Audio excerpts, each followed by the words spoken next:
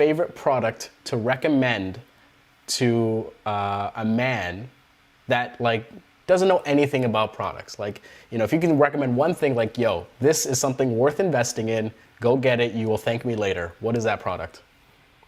Um, Definitely a good moisturizer. I feel Moisturizer, like okay. just from experience, like skincare in general, just from experience, I find that like the men in my family or like my circle, they don't really invest in their skin. Well, obviously Yep. they don't like the ones that are around in my life, they don't wear makeup, but they don't invest in their skin. They just get like drugstore moisturizer or anything like that. But yeah, Yeah. definitely a moisturizer that works for their skin type. And yeah. Amazing. I'm adding it to my Amazon list right now. We are live. We're live on YouTube right now. So thank you guys for joining in. I'm with Thanuska. You are a content creator specializing in beauty, in makeup. You also have a makeup business. So you also, do makeup for gigs, for shoots, for weddings, for events, a whole bunch of stuff. You recently jumped onto YouTube. You're huge on Instagram, nearly 50,000 followers there, but jumped onto YouTube and recently on TikTok. So we're going to talk about a bunch of things. Before we get there, I got to ask you, how are you sort of navigating this whole COVID-19 situation, right? I mean, especially being in the beauty field right now, how are you keeping safe and keeping busy? Keeping safe, I'm staying indoors. Keeping busy, it's kind of interesting because I do both content creation and I also freelance. So with regards to freelancing, there's like a really big pause on just me doing clients because obviously we're trying to stay away from each other and just stay in our homes. So a Yeah. lot of events, gigs, and things like that have been either like postponed or canceled. And from like March, the beginning of March up until May, I want to say I have absolutely no clients. So Wow. that is kind of hard because that is my main stream of income. But obviously, with regards to content creation, like nothing has changed. Like I'm still inside my house. I still have the opportunity to film and put out content. So Yeah. that part's obviously great. And I kind of am focusing more of my attention and time on that because even though it doesn't bring in the same income, it is something that I eventually can build to when put in a situation like this again. It's like, obviously, if I grow on YouTube, then it's going to be income that's coming, obviously, because people are probably at home watching YouTube videos all day, you Yeah, know? definitely, So, definitely. Watching this stream, for example. And guys, listen, yeah. I threw up her Instagram handle there, so make sure you follow her. And if you're following her now, you'll know she has a ton of followers. But I gotta ask you, when you started, like most people, you didn't have any followers, right? So when you looked at this space, when did you make that decision that, what, not only do I want to become a content creator, but I want to specialize in beauty and put myself out there, which is, can be pretty superficial and not in a bad way. I mean that in the literal way where you have to put yourself out there. What was that Yeah. decision process like and how did you get there? Honestly, I never thought in my life that I would jump into doing makeup. Like it was always something that I was interested in ever since I was a little girl. Like my mom used to work at like a makeup company, sorry, and there would always be makeup at my house, but it's just I was a tomboy growing up, so it's not something that I ever pictured myself doing. But it was actually the reverse for me. I started freelancing first and then jumped into content creation. Gotcha. So I started freelancing because like an opportunity came knocking on my door. Like one of my friends who started a small business like makeup company. She asked me to do her makeup for her promotional shoot, and Right. that's literally when I started considering doing like just clients. And that started for I want to say about 5 6 months. And my boyfriend, he's a videographer, so he is the one that really forced me to jump into content creation because he literally had all the equipment there for me. I just had to sit in front of the camera and film and do my makeup. Yeah, yeah, yeah. So my first video, I think I put it out on my birthday, like just like my birthday glam. And I didn't put it out because I was thinking, oh, I'm going to be an influencer. I'm going to be a content creator. I just kind of wanted to put it out so people see how I do my makeup. Right, And right, the right. feedback was ridiculous. Like it was like I only really only got positive feedback. And ever since then, I just put out videos and now I'm here. So you started essentially for yourself and more for fun, and with the help of your boyfriend, just to kind of Yeah. get the ball rolling and give value back. And then what? I gotta ask, when was this? What year was this? Honestly, I think it was 2017 going Yeah. into 2018, like that year. Yeah. So That's really looking at it, just under 3 years to build the brand, the following, and the opportunities that you're doing right now, which is quite yeah. remarkable. I got to ask then, what were some of the early challenges when you were, okay, after you made your first video, and maybe even after your second video, what were some of Yeah. those challenges in, keeping the content going, or Mhm. even if there's technical issues? What did you face early on? Honestly, I think my biggest challenge is I'm my biggest critic. I'm also a perfectionist on another level. So it's just seeing like work that I look up to and not being able to produce the same type of work early on really bothered me. But obviously, with the help of my boyfriend, like I was able to do that really, really quick because he was a lot more knowledgeable in the field, like with regards to video and editing and all that stuff. Right, right. So that's my biggest challenge, just kind of like comparing myself. I wouldn't say numbers, like later on as I started growing, the numbers, analytics, and all that stuff, that became a challenge to like kind of get over because Right. obviously in the beginning you don't really understand numbers, you don't really understand analytics and things like that. But yeah, I'd say that was my biggest challenge in the beginning, and just kind of getting comfortable with the camera. Like I do like to like just stand, pose, take pictures and stuff. I never pictured myself sitting in front of a camera and just kind of doing my makeup to myself. Yeah. So the comfort of it, I guess, was And, like the be- biggest. and with that comfort thing, was there anything that was sort of outside of yourself that may have added to that? And how did you sort of mitigate that or kind of overcome that? Um, well, I think another challenge was kind of when I first started freelancing, I also had a full-time job, but Right. at literally it all happened at the same time. Like my first video dropped and I think I quit my full-time job just a couple of weeks after, and I started full-time content creating pretty much. So you were And like just Drake, where he got his album deal and he's like, mic drop, walk off the stage. I'm not doing anything for free anymore.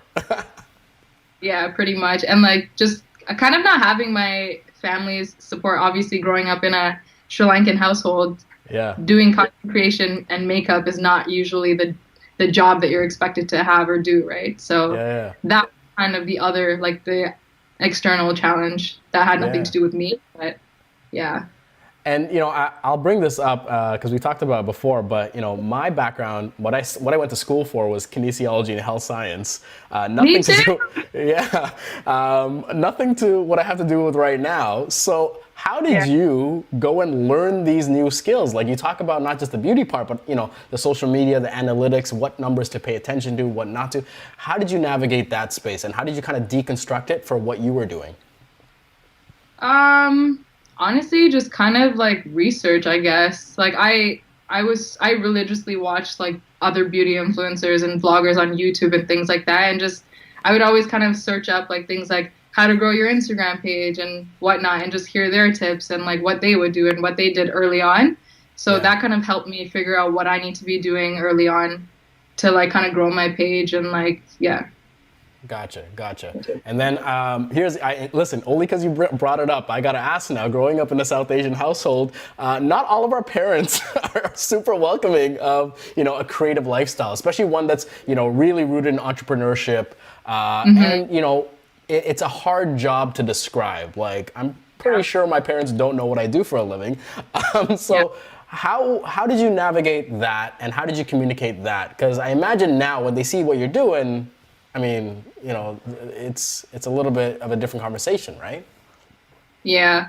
It was kind of tough. Like with regards to content creating, believe it or not, I didn't really tell my parents that I do it on social media. They did know that I freelance because obviously I had clients coming into my house and things like that. Yeah. So it's not that they didn't like it. They really liked that I did it. They just wished it was more of a side hustle and like side cash rather than my full-time job, because they don't understand that you can actually make a really like good Right. income off of it. Like they don't think Right. that.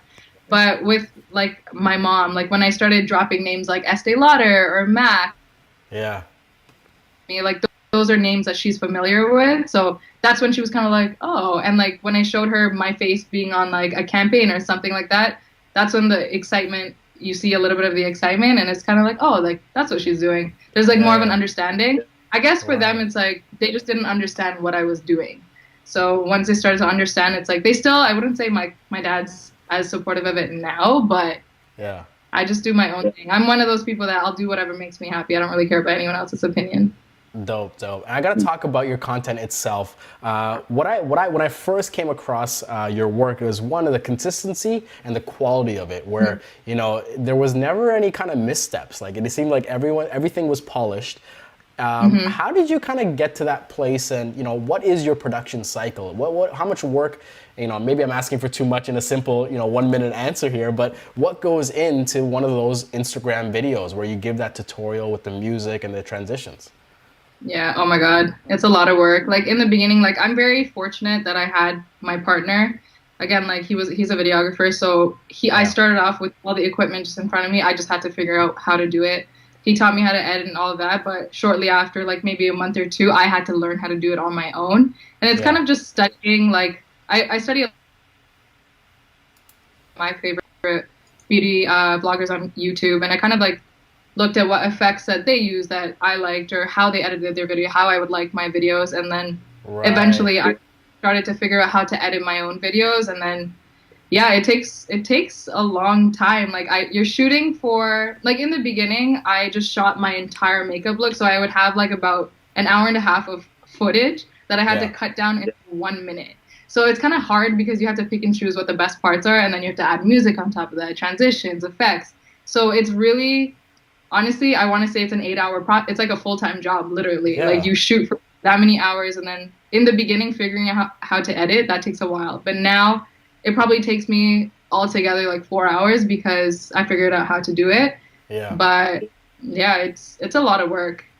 I mean, that's the thing. Like when I'm editing videos, and especially when you have so much footage, it's that much harder to kind of whittle it down to the best moments. And I think we take it for granted when we're scrolling through and we see these nice, clean looking, makeup videos, but all of a sudden, we don't even have an idea of the work that goes behind it, right? No.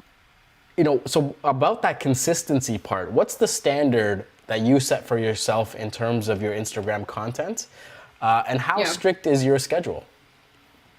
So when I first started, I made it my goal to drop one Instagram video a week. And then throughout the week, I'd do like makeup posts, like whether that's like an image or a story or something like that. But as I started to grow and as I started to post more, I started to notice how high my engagement was getting. And so I knew, I'm like, oh, okay, like it seems like I'm going to have to post more often to grow as I was growing. So now I do my best to put out an Instagram video at least like 2 to 3 times a week.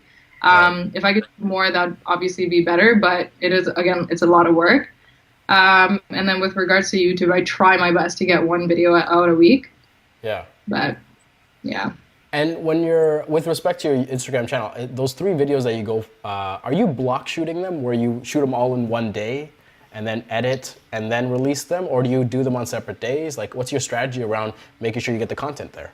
Yeah, it really depends. Like, I have done that. I have done days where I shot for like 12 hours and I'm shooting 3 videos in a day, but I try not to because sitting in front of a really, really strong light for a really long time gives me like a really bad headache. So what I try to do is I try to plan my videos out. So say I wanted to shoot a skincare video. So I'll do a makeup video first and I'll shoot my skincare video right after because it kind of like, I'm going to have to eventually wash my face and do my skincare. So it kind of works out like that. So I'll plan my videos. Like if I'm doing like a South Asian look or something and I have to do I want to do a hair tutorial, I'll do the makeup look first and then I'll do the hair tutorial and kind of like mesh them together. So I kind of plan my shoots around that. But usually now I stick to doing like 1 a day, if not 2 at most. But yeah. It is very tiring.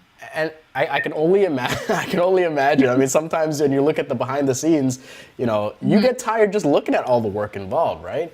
Now let's talk about the creative aspect of this, because if you had to guess, how many different looks have you featured on your channel? Oh my God! Like, I don't even know. Do you keep track of that, or is it just too scary to keep track of that? I don't keep track, but there's a lot. Lot. So how do you keep it fresh? How do you keep it different? Like, how do you know which way to move creatively? Honestly, if I'm being completely honest, that has been one of my biggest struggles this past year. And that's where I start to lose motivation and I kind of like jump off IG for maybe a week or 2 and just take a break, because you do feel like you lose your creativity when you're just putting out content just to put out content. And I found myself stuck in that phase for a really, really long time where I was putting out things for other people rather than thinking about what I would want to do, what like bringing out my own creativity and doing what I love. So that's what I try to do now. Yeah. So it's just like I kind of like scroll through my feed and just see other things that other artists that are doing that inspire me. Or like even if I'm watching a movie, I like trying to kind of pick out what like the actresses or something, they're like what they're wearing or how they look and kind of like be inspired that way. Yeah. Usually it's like things that I look at. Like sometimes I'll just go look at my palette with like 35 eyeshadow colors and I'll look at colors and see what inspires me and kind of put them together. Yeah. But yeah, it is hard. You do go through a phase where you kind of like you have this blockage, creative block. But yeah. I mean, there is so many good bits of information there that's transferable to really to any content creator. And one is that it's okay to kind of take a break, to just kind of step back and say, you know what, I need to take some time for myself. And then you also gave some gems about how you find creativity. So looking at things that's in multimedia or looking at your makeup itself, and then kind of just taking that conscious effort to kind of find inspiration that way, right? What's your advice for people to kind of facilitate their own style and creativity? Because here's the thing: if you search beauty vlogger or any kind of this kind of genre, there's so many people doing it now, and there's a lot of similarities. There's a bit of a Venn diagram, right? But you've kind of created this visual language for yours, right? Where when you see a video that's made by you, you kind of know based on the transitions and the styling and the lighting. What kind of advice do you have for people that are looking to get started to kind of carve out their style?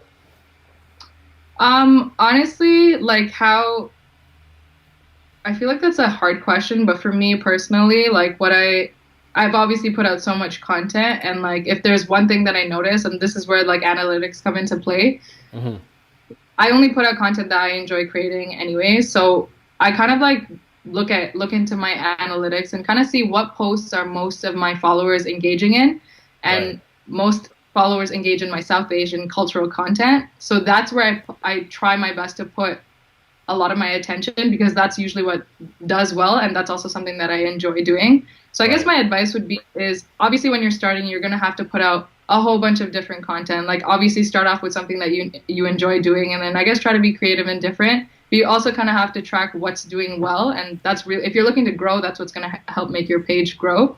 Yeah. Okay. Awesome. I mean, it's super valuable, and I think one of those things is not to be intimidated by the analytics. Like Instagram does such a good job to provide the information, and it seems like you really tapped into that, and especially early on, and maximized your strengths on the platform. This is a little bit of a pivot, but it just came top of mind, so I got to talk about it before I forget. Is beauty for live web conferencing, for Skype, for Zoom, or whatever it is. So many people are at home now; they're teleconferencing for work. And listen, you got an awesome setup here. Even though you're using a nice webcam, you got a nice light here. What are your, I guess, how can I phrase it? What are your beauty tips for the men and women that are at home and need to be on a webcam? What would you kind of recommend for them? To be honest, I think lighting is like the most important. I feel like all beauty influencers, whether you're even a videographer, photographer, they'd agree. I feel like lighting changes how you look in like your picture, your video, whatever. Whether that's daylight, I feel like daylight is amazing to use. Like I personally, as a makeup artist, I love when I use daylight to take pictures, or like just investing in a really good light. Whether that's a ring light, or I use a LED light too with the softbox. But that literally changed the game for me with my content specifically when I started using better lighting, for sure. So I'd say lighting. Amazing. Anyone that, I mean, you can't see this right now, but people are watching the live stream, they're going to see me pull out a giant softbox right here. So guys, please invest in a softbox and you'll look amazing at your next conference call. That's amazing for that. I want to talk about, and listen, I apologize if I get the term wrong, but again, please judge me by my intent here. Contouring and I guess highlighting with makeup. Yeah. And listen, this is going to make sense, but can you explain to me and the audience contouring and, what does that do to an individual's face? Okay, so contouring is pretty much like adding shadows to your face, and what that does is make your face look either slimmer. So if you're going to contour, like I contour today, if you're going to contour your cheekbones, you're going to make your cheekbones pop out and look a little bit slimmer. If you're going to contour your jawline, you're going to make it look slimmer. And then if you're contouring, because I have a fairly large forehead, I contour my forehead so it looks smaller. So you're pretty much kind of like shrinking your face or like defining your face. When it comes to highlighting, you're highlighting the high points of your cheek. I'm not wearing highlighter right now, but if you were to go out in the sun and if you were to hold your camera, you're going to notice that certain spots on your face, they're going to shine. And usually that's your cheekbones. That's parts of your forehead, the tip of your nose, the bridge of your nose. Those are usually the spots that highlight naturally. So those are the spots that you highlight so that you kind of shine in those areas, if that makes sense. Yeah, that makes perfect sense. And this was a complete setup because anyone that does retouching, editing pictures, if you want to get good at that kind of stuff, I'll tell you right now, one thing I did really early on is I studied makeup vloggers and content creators around makeup, because contouring the face and dodging and burning in Photoshop or Lightroom or Capture One is exactly the same thing. Anything that's kind of sticking out, so the tip of your nose, your forehead, the cheekbones, those are the areas you're going to use your dodge brush. Anything that's kind of going in a bit or you want to slim down, that's your burn tool. And it's literally almost the exact same way you would paint makeup on a face is the same thing that a retoucher would paint in Photoshop. And I guess you'd use like a concealer for blemishes. You'd use the spot healing brush for Photoshop. So yes, thank you for participating in my story here. But I think that's a valuable thing that most people don't even think about, is that you can learn a lot about photo retouching and editing from beauty vloggers and makeup artists. Awesome. Sure. I have more to talk about, and I appreciate your time. I want to talk about your sort of setup in terms of your gear and your software. So what do you use to capture your content? And then what are the apps that you use to process? So in terms of equipment, I use the Canon Mark IV, 5D Mark IV. Yeah. Am I saying it right? Yeah. I believe the lens that I use is the 24 by 70 millimeters. Yeah, 24-70, the 2.8, yeah. And for lighting, I use a ring light that I got off of Amazon. And the lighting, as I mentioned, I use like this LED light with a softbox. I actually have to invest in another softbox just because I use it like straight on, and that's not always great, but that's literally the only equipment that I use. And then when I use mics for my YouTube channel, I use these Sennheiser mics. Right. Is it like a lavalier mic, like the small one you clip on? Lav mics. Yes, lav mics. Gotcha. And sorry, what was your other question? And so that's the hardware. And if you're done with that, what's sort of the software and like processing? What do you use? For editing? So if I'm editing my videos, I use Final Cut Pro. For pictures, I use Lightroom, Facetune, Visco. There's a whole bunch of apps that I use, but those are the three apps that I use. People always ask me this question, and I have so many, but those are the three I use.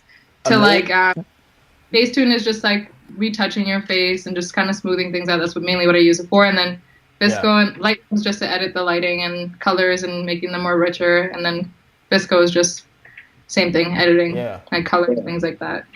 I'm telling you, this might be the most valuable tip in the entire video. When we start emailing this video out in our email blast, people are gonna be like, I need to get all those apps, download on my phone, and be good to go.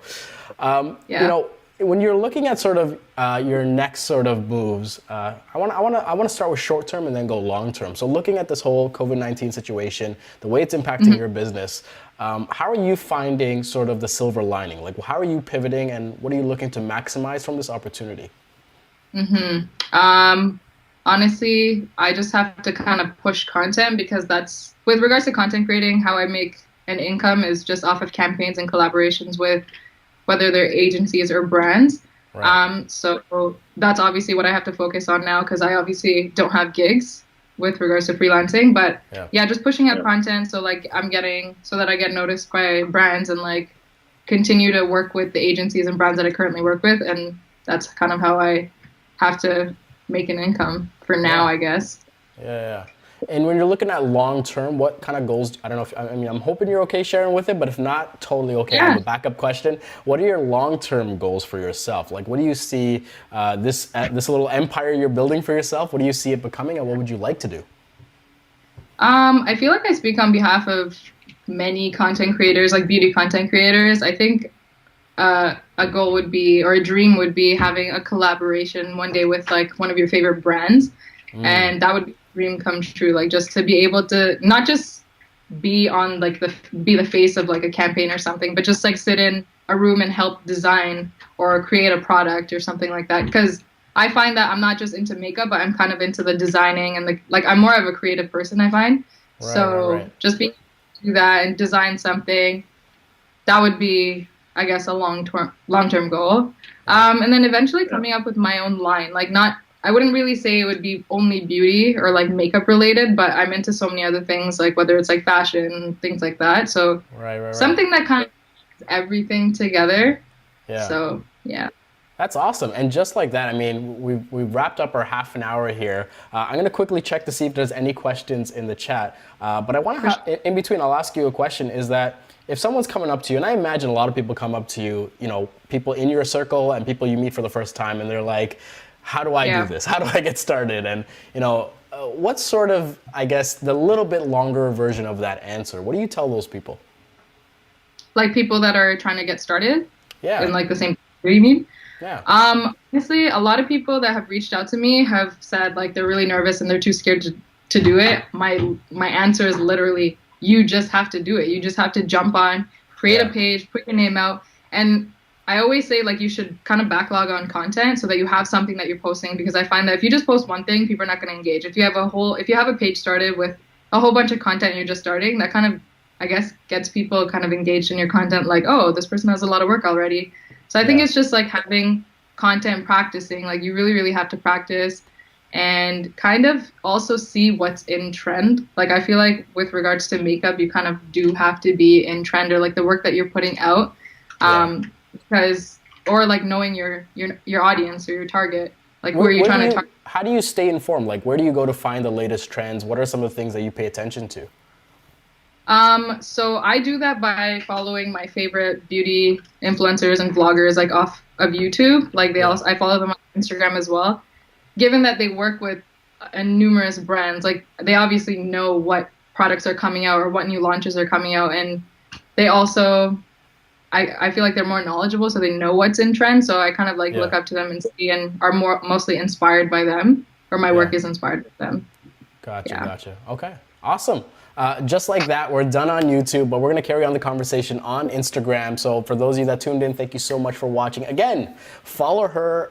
Your YouTube channel, is it the same handle as your Instagram as well, Thanuska? It's, I think it's just my name. I don't think there's a handle, is there? Okay, so it's just her name on YouTube. You'll find it pretty easily. Hit that follow and subscribe button. Thank you so much for this conversation. We'll take it over to Instagram.